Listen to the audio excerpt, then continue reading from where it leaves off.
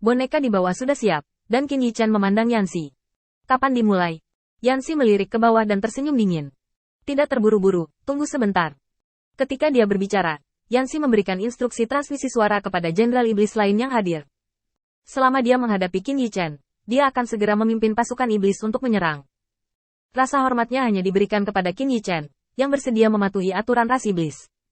Adapun manusia-manusia itu, tentu saja mereka tidak memiliki berkah ini. Kecepatan Yani jauh lebih lambat daripada Qin Yichan. Semua informasinya dikomunikasikan, dan Qin Yichan telah mengobrol dengan bawahannya untuk waktu yang lama selama periode ketika iblis siap. Seiring waktu berlalu, Yanxi akhirnya bersiap-siap, dan kemudian menatap Qin Yichan. Ayo. Qin Yichan mengangguk dan memberi isyarat tolong.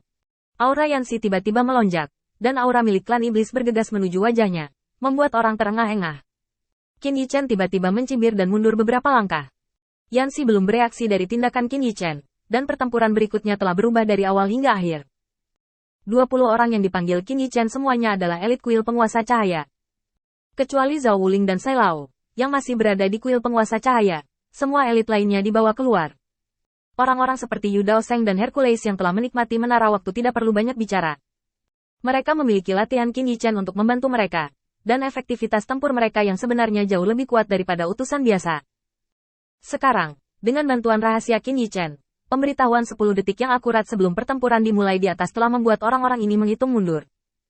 Pada detik terakhir, 20 orang yang telah dipersiapkan untuk waktu yang lama, langsung meluncurkan serangan terpadu pada lawan. 20 elit iblis langsung merusak 14, dan 6 sisanya juga terluka.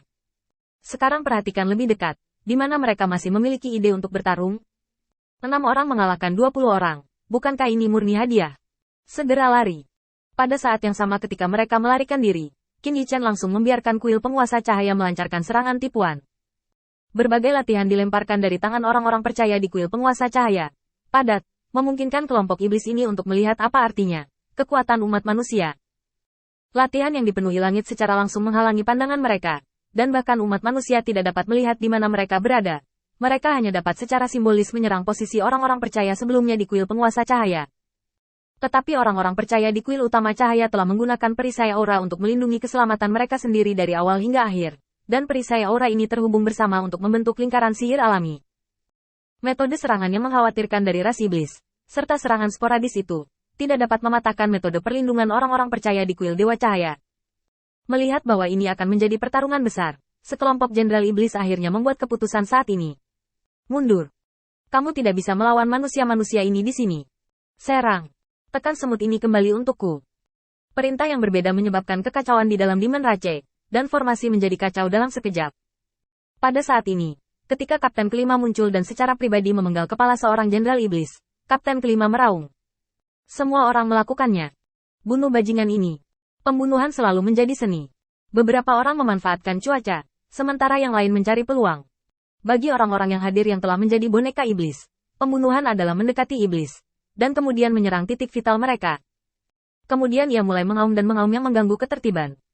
Boneka iblis mengambil keuntungan dari kekacauan di dalam ras iblis, berlari jauh di belakang jenderal iblis, tanpa ampun jatuh ke punggung jenderal iblis, menekan jenderal iblis ke tanah, dan menekan tubuhnya. Seseorang. Jenderal iblis telah dibunuh. Jangan mengacaukan semuanya. Tetap tenang.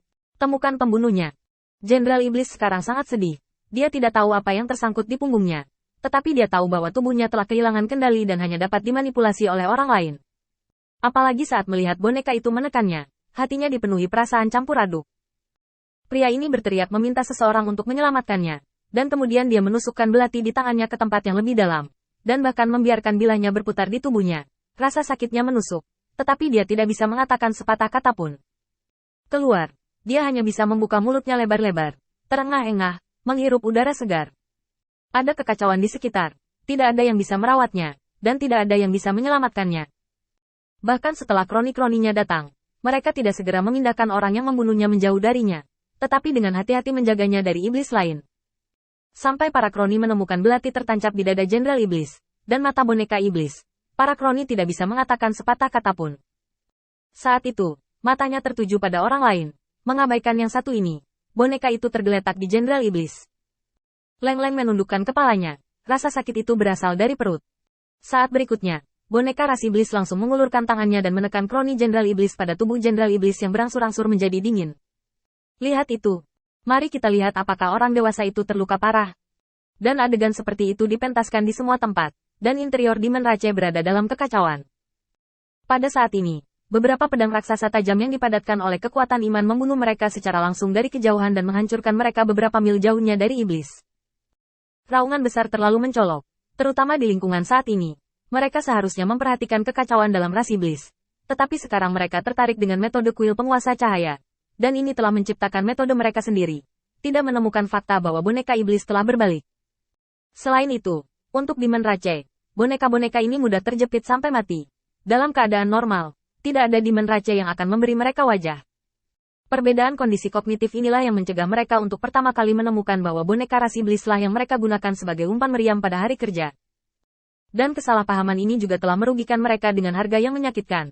Jenderal sihir yang dikirim bersama kali ini, setidaknya jenderal sihir dari lantai 9, dirusak dalam serangan menyelinap dan pembunuhan putaran pertama ini. Setelah boneka berhasil dalam serangan pertama, mereka mundur ketika mereka menemukan kesempatan, dan tindakan mereka tidak menarik banyak perhatian dari setan.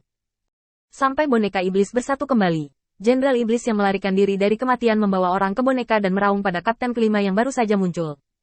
Apa yang terjadi denganmu? Kenapa bonekamu barusan lepas kendali? Dia masih ingin membunuhku.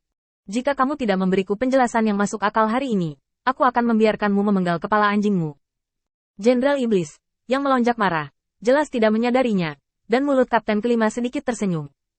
Ini mungkin dalam arti sebenarnya, dia sedang mencari kematian.